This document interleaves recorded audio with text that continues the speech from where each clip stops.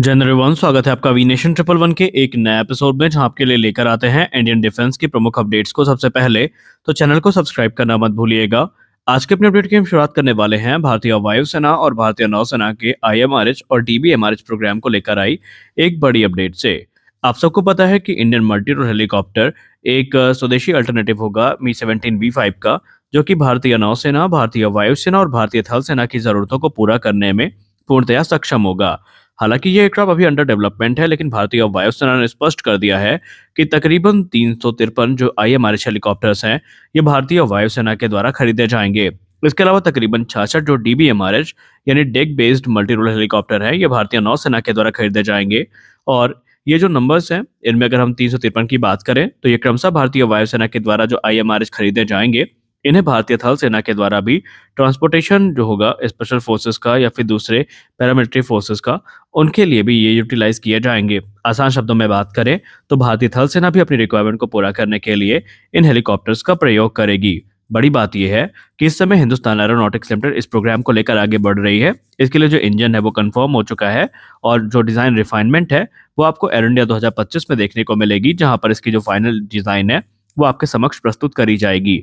तो ये एक बड़ी अपडेट है, क्योंकि IMRH जैसे हेलीकॉप्टर का इंतजार हमें लंबे समय से है, ताकि हम अपने पुराने जो Mi-17 सीरीज के हेलीकॉप्टर्स हैं इनको रिटायर कर सके और उनकी जगह पर जो state of the art helicopter है ये सेना को ज्वाइन कर सके।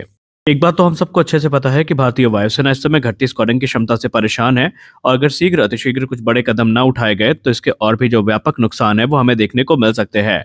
और इसी क्रम में parliamentary standing committee on defence ने मिनिस्टर ऑफ डिफेंस से ये कहा है कि minister of defence Hindustan aeronautics limited के साथ बातचीत करके ये इंश्योर करे कि हिंदुस्तान एरोनॉटिक्स लिमिटेड जो लाइट कॉम्बैट एयरक्राफ्ट तेजस का प्रोडक्शन है इसको एसिलरेट करे, ताकि भारतीय वायुसेना की जो घटती स्क्वाड्रन क्षमता है इस पर रोक लगाई जा सके। इसके पहले भी parliamentary standing committee on defence ने मौजूदा जो हालात चल रहे हैं भारतीय वायुसेना की स्क्वाड्रन क्षमता को लेकर के उस पर सवाल उठाए थे, और उन्होंने ये सलाह तक दे डाली थी कि अगर आपको लगता है कि MRFA जैसे प्रोग्राम सही समय पर पूरे नहीं हो सकते तो फिर आप जो FGFA है इनको लिमिटेड नंबर्स पे लें। और इसमें SU-57 जैसे SU-57 जैसे जो एयरक्राफ्ट हैं इनका नाम सामने आया था। लेकिन एक बार फिर से parliamentary standing committee on defence ने मिनिस्टर ऑफ डिफेंस से यहाँ पर तेजस के प्रोडक्शन को एक्सेलरेट करवाने की बात कही है। अब आपको बता दें कि यहाँ पर अगर भारतीय वायुसेना के लिए हम चाहें भी तो फिलहाल तो जो प्रोडक्शन है उसको एक्सेलरेट नहीं कर सकते, क्योंकि भले ही हमारे पास बेंगलुरु की प्रोडक्शन लाइन एक्टिव है और नासिक की बन के तैयार है, जहां पर टारगेट किया जा रहा है कि मार्च 2025 तक पहला तेजस मार्क 1A रोल आउट कर दिया जाएगा, लेकिन हमारे पास इंजन ही कहाँ हैं। जब तक इंजन की डिलीवरी सुचारू रूप से शुरू नहीं हो जाती तब तक बड़ी संख्या में ये एयरक्राफ्ट भारतीय वायुसेना को ज्वाइन कैसे करेंगे, ये चीजें फिलहाल तो समझ के बाहर है। लेकिन हम आशा करते हैं कि जनरल इलेक्ट्रिक की तरफ से जो इंजन है वो शीघ्र अतिशीघ्र डिलीवर किए जाने शुरू कर दिए जाएंगे, ताकि जो एयरक्राफ्ट है भारतीय वायुसेना को कम से कम समय में ज्वाइन कर सके। हमारी अगली बड़ी अपडेट अस्त्र सीरीज की मिसाइल्स को लेकर के है। पहले हम बात करते हैं भारतीय वायुसेना के एक रिप्लाई को, जो कि उन्होंने parliamentary standing committee on defence को दिया है। भारतीय वायुसेना ने बताते हुए ये कहा कि जो डिलीवरी है अस्त्र मार्क 1 मिसाइल की, ये इस समय प्रोसेस में है, और जो एडिशनल प्रोक्योरमेंट है अस्त्र मार्क 1 का, ये भी इस समय अंडर प्रोसेस है और बहुत जल्दी जो चीजें हैं वो फाइनलाइज हो जाएंगी।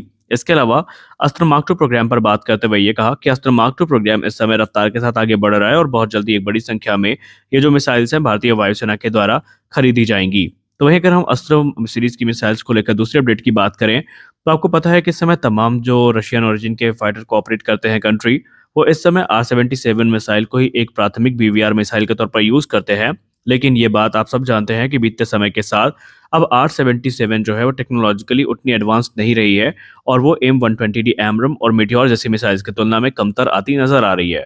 तो ऐसे में अब वो देश जो मिग और Su-30 सीरीज के फाइटर्स को ऑपरेट करते हैं उनकी नज़र भारत की तरफ टिक गई है, और वो ये चाहते हैं कि भारत के साथ मिल करके जो अस्त्र जैसी एडवांस मिसाइल है उन पर बात करी जाए। ऑलरेडी आपने कई देशों को सुना भी होगा जिन्होंने भारत से अस्त्र मिसाइल की डिमांड करी है, फिर चाहे वो आर्मेनिया हो या फिर मलेशिया जैसे देश हों।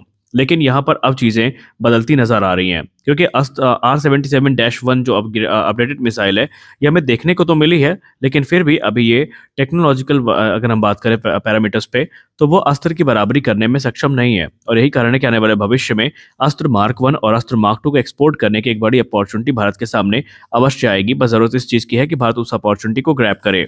आपको याद होगा हाल ही में एक रिपोर्ट सामने आई थी बांग्लादेश को लेकर, जहां पर यह अनुमान लगाया गया था कि बांग्लादेश इस समय भारत के साथ जब विवाद को शुरू कर चुका है तो इसका फायदा चाइना उठाने का पूरा कोशिश करेगा। और अब यहां पर चीजें सही होती नजर आ रही है। रिपोर्ट्स में कंफर्म कर दिया गया है ऑलमोस्ट कि बांग्लादेशी वायुसेना अपनी ताकत को बढ़ाने के लिए अब ना तो राफेल की तरफ देखेगी, ना ही टाइफून की तरफ देखेगी, और ना ही किसी अन्य फाइटर की तरफ देखेगी, और ना ही F-16 का वो इंतजार करेंगे।